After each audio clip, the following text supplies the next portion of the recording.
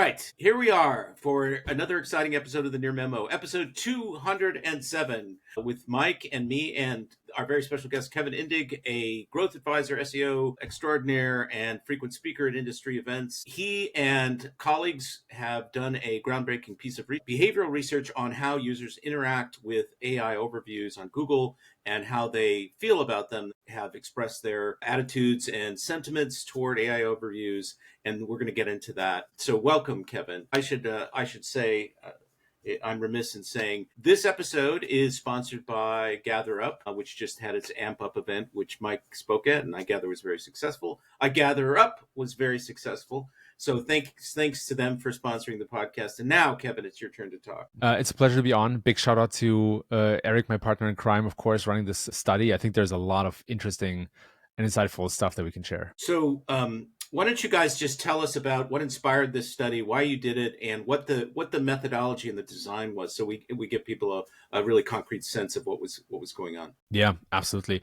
So Eric and I, we met kind of coincidentally through the internet. And one thing that has been bugging me for a long time is that we have all this aggregate data about the impact of AI overviews and generally how users use Google these days. And I contributed to this. I wrote about a lot of aggregate data studies, but there was never this qualitative piece. There was always this question mark. Okay, we see clicks, we see impressions, maybe Clickstream data, but how do people actually feel about this? How do they actually react to this?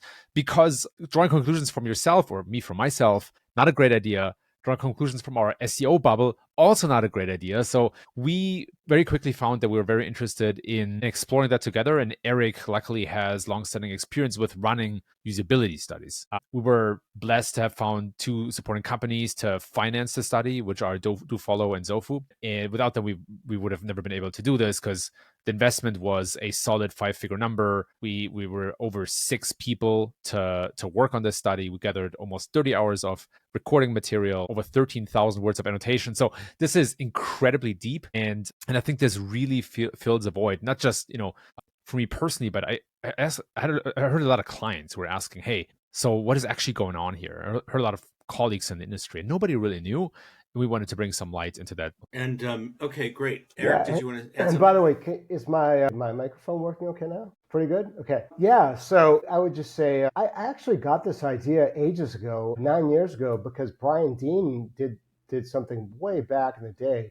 But it was so different, because what was fascinating was that he was trying to measure things that we now would joke about and laugh about, because it was like Clickstream data solves all of it. And I told Kevin, like, no, we don't do this, no, not that, none of that. So but today Clickstream data has taken us so far, but now that the search results are more complex, I don't really think people understand like the complexity of what people are really doing. It's not just about clicks, which is what Clickstream data does. It's more about like, how do they scroll? Like, what do they read? What do they look at? What do they use to like find what they trust or what validates what they think is correct? So that's my take on it. Yeah, and Clickstream data, unlike behavioral data, is aggregate data across all queries, right, where users are really focused on a task. And our job as marketers is to understand how they deal with these many different tasks. Google is the only company that historically can see these distinct behaviors. So behavioral research that we're doing in NVIDIA, that you guys have done, gives us insight into this more granular view of this behavior. Well, and you get a sense of exactly. You get a sense of the why, the rationale, the thought process that goes into this, and why people respond to certain things and don't respond to other things. So tell us what the instructions were. How many people were involved? What were they asked to do? Give us a little bit of insight into that. So yeah, sure. I'll take that, and then Kevin can talk about the interpretation of the results. We had 70 people that came from a website called prolific.com, which is probably the number one site for behavioral studies, I guess you can say. It's interesting because a lot of the people that are doing studies there, guess what? AI companies, right? So probably ChatGPT is their number one client, and it wasn't that way before. But yeah, it's a great base of users. We work with them. We paid them to be involved in this. Many people did this. A lot of people didn't really complete it. They were told exactly that they had to do a fair amount of stuff to get started. Not that much, but they don't, considering it's a short-term task, they had to like download a Chrome plugin or do a, mobile app or something. So they knew that this was not just, they had to have some passion, I would say. And then we had 70, and then the annotators would look at every single behavior, probably spend twice as long for every video that they looked at to annotate and to figure out exactly what are they doing. We looked at things in a very minute way. A lot of it was about scrolling, dwell time, just a lot of things. Basically, I was always in my head thinking about what can you not capture from SimilarWeb, Ahrefs, Moz, from these Clickstream data. What do you not know? And that, by the way, of course, includes a lot of maps and local. So we were annotating all these things, and we had 20 different columns that we would put different metrics or comments in. And words for the annotators' comments. But what I'm, to be honest, maybe even more excited about is the next step is that at some point, I think Kevin and I will probably transcribe these videos, which is just oh my goodness, 25 hours. I have no idea. I forgot how many it is. And then do some analysis on the transcription, sentiment analysis, all these things. So a lot. But that gives you some idea of the methodology. Who are the people? Who are these actual individuals? I mean, are they young people? Are they old people? Are they people from all different groups, men and women equally? Tell us a little bit about who the people were who did the searching. So the men and women is completely equally distributed because they have a filter in where we're recruiting people on Prolific, so that you literally match the USA demographic. The age part was really, it's interesting, but it's also funny because, I set out with Kevin thinking oh yeah, we're going to distribute this exactly according to some US demographic data. But the fact of the matter is that it's really hard to find participants for a usability study that are retired or even over 50 years old. So it was a little more, you can see our data, and you can see that it's more distributed towards younger people a bit. But there's definitely insights from people that are older, 50 to 65, or even older than 65. One of the things I remember about your data from looking at it this week is that you saw distinct differences by age segment, by age demographic, age cohort. And we'll get into that in the substantive discussion. Kevin, did you want to add anything to the discussion of the methodology or the panel? Very little. I think Eric did a great job in explaining, but I just want to highlight again how deep that data is. I saw some LinkedIn comments about, it's only 70 people. Yeah, that's only 70 people, but that's kind of the sample size that you're talking about when they don't understand. I get where they're coming from, because look, at the end of the day, we are drawing conclusions from 70 people, but they're highly vetted. They're intentionally chosen across a wide range, which is representative. And this is kind of standard usability study sample size. And Eric intentionally hired a statistician to validate that we're talking, that we're publishing nothing that isn't statistically sound. We were very afraid to put anything out there that isn't double vetted and that is not robust in terms of findings. So don't want to be too defensive about it, but I'm just very, very excited about this whole thing. I had to keep my mouth shut for 3 months to finally put this out, and that was torture. So here we are. Could you share a few of the tasks with us, Kevin? Typical tasks that you used in the methodology? Yeah, 100%. So as Eric mentioned, there were 8 tasks in total. The first one was find a tax accountant near you. So we didn't prescribe what query people were supposed to use or where they should search. Another task was to figure out what the best month is to buy a car. We expected an AIO there, by the way, and we saw one. But then we're also tasked find a portable charger for less than $15. Find out why artificial sweeteners might cause health problems, and people could choose their query. So we have all the tasks in the write-up, but we intentionally picked them across different levels of instruction. So in some cases, we prescribed the query, and others we didn't. We also intentionally prescribed them in a way that we expected people to encounter certain SERP features like a local pack, like AI overviews, and we wanted to see how they react, but we didn't prime them for that in any way. We didn't say, skip the AI overview or anything in that sense. In some cases, we did say focus is specifically on the AI overview, but we never tried to bias people. And so I think the 8 tasks reflect probably a pretty strong selection of the most common user intents. So say a little bit about when you asked people to focus on the AI overview. When was that? Yeah, so there were, and Eric, please jump in if if I'm missing anything.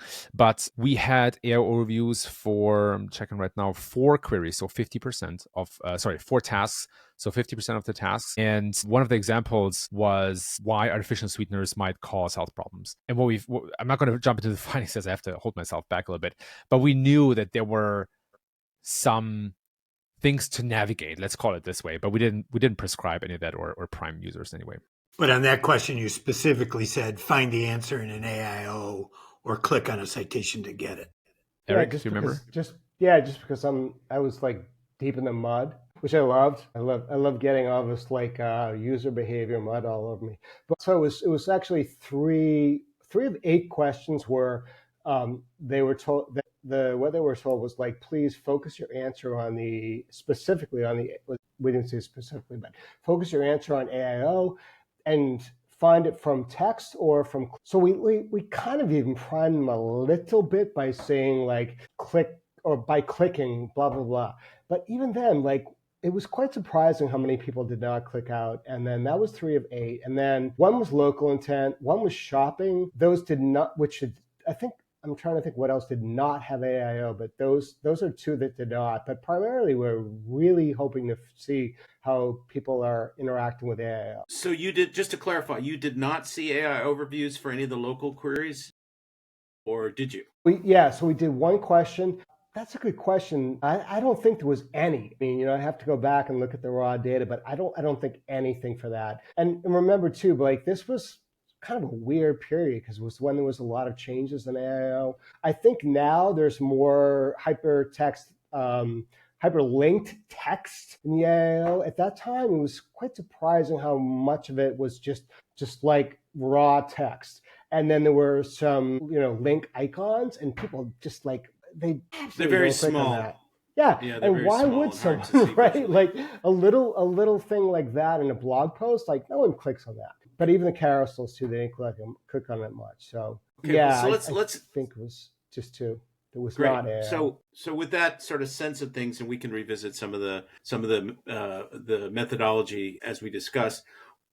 So tell us about the sort of high level findings. What are the big findings coming out of this study? And we'll link to your articles in the show notes so people will have access to that. Thanks. I'm happy to jump in here. So I'm going to preface this with saying I think this study significantly shaped my understanding of SEO significantly. And one of the things that shaped it the most is this change in user behavior from assessing search results purely from a relevance perspective to a new 2-step filter consisting of trust and relevance. So what I mean is, up until now, my mental model was always that people look at the search results, they spend most of their attention at the top, and they scan by asking themselves, which of those results answers my question the best? Now what I'm seeing is that people actually first scan by trust and then by relevance. So they first ask themselves, do I know this brand or domain or company, and do I trust it? And then they scan for relevance, which in turn means that if you don't, if you have never appeared in the minds of your searchers, it's very hard for you to be visible, even if you might have the most relevant answer. And so as we know that the Google uses substantial click behavior signals to rank results, I think that was kind of really eye-opening to me, because it means that I need to seed trust in my searchers' brains, ideally before they search. Or if I catch them during a search journey for the first time, I need to leave a lasting impression.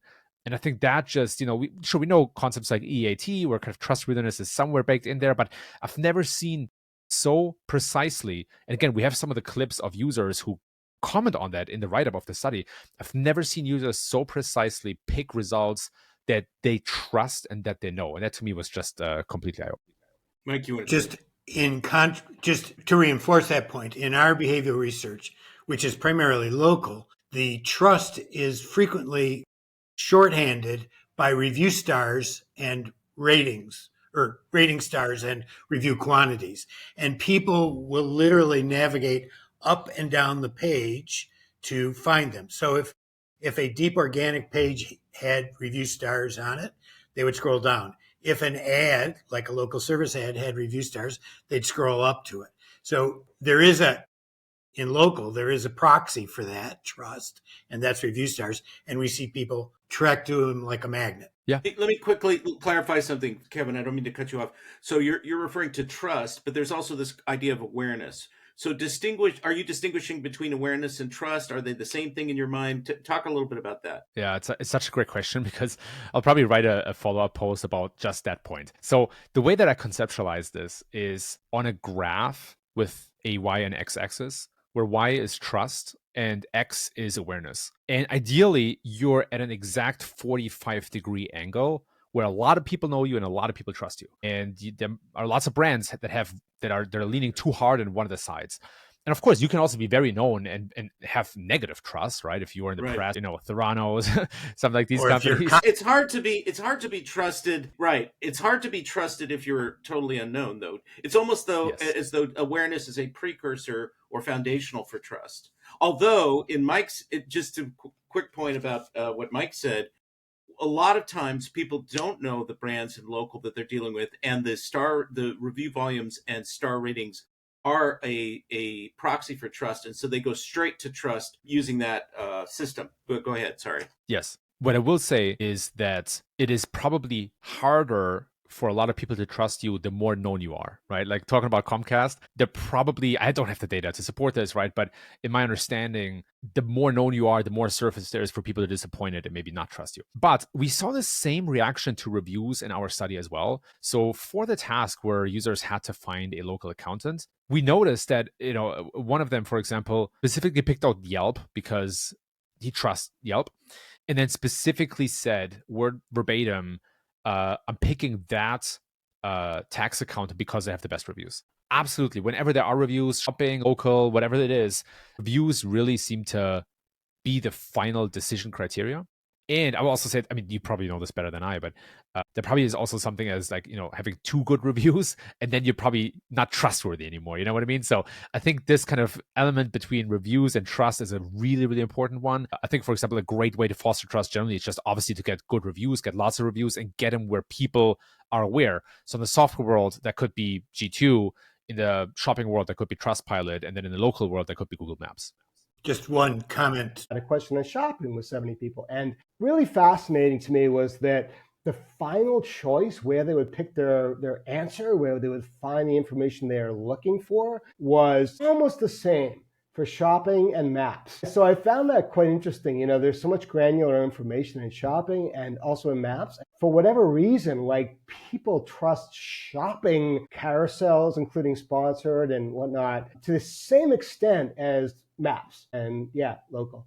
That was enlightening. So in our research, we saw reviews used in one of 2 ways.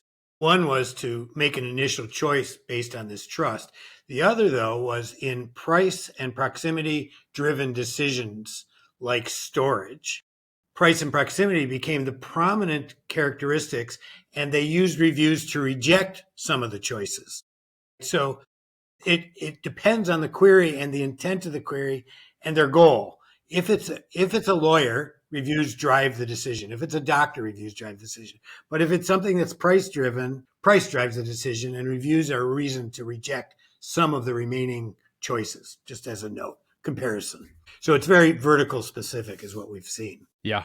And go ahead, Greg, please. Well, no, Kevin, make your comment and then I'll ask my question. Thanks. I wanted to build on what Mike said because we're seeing the same thing in our study as well. And what kind of was the driver for us was risk. So the higher the risk of making a poor or wrong choice based on the information you get from search, the more critical people were of the results. So for example, we spotted that when the stakes are high, when it's a search in the medical or finance space, people would read the AIO much longer and much more deliberately. And they would also be much more willing to click on other verifying results to gain confidence in their answer. So we see that same result. When it's a low stakes search, people are willing to take a shot and maybe kind of, select by one criteria, like criterion, like price. When it's a high stakes search, people do many clicks, they vet, they're skeptic, they take the time. So are they scrolling more? I mean, one of the findings I believe in the study was that people rarely look beyond the top third. They rarely opened up the AIO. They looked at the top portion of it, or maybe looked at a little bit more than that, but they didn't scroll through the whole thing. They didn't read the whole thing. Talk about how that interacts with the point that you're making about risk and, sort of due diligence on their part. One thing that is also to note in this, to answer this question, is that the majority of people skim, right? 86% is a number that we came to, where people will literally take a very quick glance at the AIO, maybe the rest of the search results pages. But when the stakes are high and they do really read through as much of the AIO as possible, right, they spend a lot of time there. So one of the metrics that we tracked was dwells, and we didn't note or record anything below 5 seconds to account for all the noise, right? Because it's really hard when people, scroll fast or think fast to say, oh yeah, that SERP feature appeared or not. So we set a minimum threshold of 5 seconds for most cases, and in some cases it was 3 seconds. And what we also found within recording dwells was that about 40% of the questions, or better said, the tasks, end with statements like, I don't usually go past a certain result, or I don't usually or usually the AIO doesn't answer all my questions. So in 40% of the cases across all of the tasks that we observed, people either got the result very quickly from the first organic result, or they already got it in the AIO overview. But again, there's this kind of nuance about many factors, like how high the stakes are, the age plays a big role, whether they're on mobile or desktop, and then of course what space they're looking at. Is it like, is it DIY, is it finance, health, etc.? Yeah, just to add to that, like, it's kind of shocking to me as someone that's, I remember reading Mike's, whatever it was, 18 years ago, before I got more heavy into SEO. It's kind of shocking to me how much we rely on certain metrics, and yet we don't really know what's happening now in the way people look at the SERP. Kevin's right. I mean, people are not. They're looking at this very differently than they used to, and it really depends on so many different factors. But I think a lot of companies would benefit even just from doing surveys. Kevin's talked about that too. Like, if you don't really know what your users are looking for, like the behaviors, we tend as SEOs to look at Clickstream data, or like what we get from competitive data in like Ahrefs or SEMrush. But I realized from overseeing the research portion of this, that's actually, it's wonderful, but it's not telling the whole story. And by really understanding how people deal with these things, and it could be done in so many ways. Like I said, including surveys. Clickstream is biased, and it's wonderful, but it's just not the whole story. You want to get a sort of a broader picture of what's going on with behavior. I mean, Clickstream data has a role to play, certainly, but this kind of research that you guys did and that we have done also, and surveys too. Yeah. One of our clients came to us and said, hey, my Google traffic is declining. I want to figure out what's going on. Where are my customers going to find the information that they rely upon to make choices in my category? And we've seen in the last couple of years, some people are going to TikTok, some people are going to Instagram, people are going to Reddit, people are going to YouTube. And so there's a lot of behavior out there that isn't well documented, even though people instinctively and intuitively know this is happening, but they don't have a kind of a handle on it. What I want to do is just get you guys to talk a little bit more about the relationship between engagement with the AI overview and how that impacted or didn't impact clicks to other, or interactions with other parts of the page. Because what we're hearing from a lot of this discussion, and Kevin, you've written about this too, is when the AI overview appears, the clicks disappear and people stop behaving in customary ways that they used to behave. So talk about what you observed in that context. Yeah, there's a kind of a little bit of a funny story in this, because I really wanted to have a kind of click comparison chart in the study, and Eric pushed back on that, and I'm very glad that he did, because it wasn't, it was not an apples to apples comparison, and I just, like, a part of me just really wanted to make a statement on that, and we decided not to. And so just to kind of explain that, we saw, of course, a massive difference in clicks between tasks that involved AI overviews and tasks that did not involve AI overviews. But I think what I learned in the process, and again, I'm glad that Eric pushed back on that, because it really opened my eyes to the value of clicks. I think clicks are very empty calories. And I always thought they're worth so much, right? My mental model was always like, okay, cool. When there is a search, say, find a tax account in your area. I always thought that the majority of people, they'll probably click on the first result and they all think kind of alike. And when they click on that result, that means that they also have a very high chance to convert on that result. And it turned out to be wrong. What's happening instead is that we saw in the research that there is this important difference between where people get their final answer and where people click. So final answer means they complete their journey. In a lot of cases, that means they buy something or they reach out to a service provider, stop searching. Clicks are just noise along that way because, as we already established, people will click on sources to increase their confidence or to fact check something or to just maybe get another point of view. And so I'm glad that we don't have that chart in there anymore, because we have another chart which is way better. And that shows that the majority of final answers are actually gathered from organic results. Second in command is AIO. So we did see about 1/5, 1 out of 5 final answers coming from AIO reviews. And that is kind of the click drain that we're seeing, or maybe click carnage is a better way, right? Because most of my clients are seeing a massive decrease in clicks, but they're not seeing a decrease in revenue from SEO. And I think that is kind of symbolic. And what this tells us is that yes, clicks are going down. Clicks are not that valuable anymore. Maybe they have never been that valuable in the first place. And instead, we need to adopt that lens that you alluded to, Greg, which is that there is a final place where I make my decision or result. And along the way, I will check out organic results, Reddit, YouTube, local packs, maybe shopping ads, right? A lot of different touch points, very dependent on what I'm actually trying to accomplish and my preferences and what I trust. But people gather input from many sources. And so as a company, we need to figure out how to be as present on these sources as possible. And of course, what the sources are in the first place. But we did see a huge difference in clicks between results with AIOs and without. But it wasn't really the thing that is the most insightful here. I think where people find their final answers is much more helpful. This is a slight divergence, but do you think Google has historically reinforced our SEO perception that they are the source and the well of this success, when in reality they were probably always just a part of the journey? That is a really good question. I think Google had a lot to benefit from this misperception about how people behave. Oh yeah, 100%. I think they benefit from lots of misperceptions. Part of that is also the data that we get from Google, which is very little, next to nothing. And so, it's very last click oriented too. It's very sure, with the recent attribution changes, right? So I think there are two types of lies, right? There are active lies and lies of omission. And I want to, let's put it this way. I think there are narratives that are very convenient to maybe cut short. That's what I'll say about that. But Eric, you wanted to add something as well.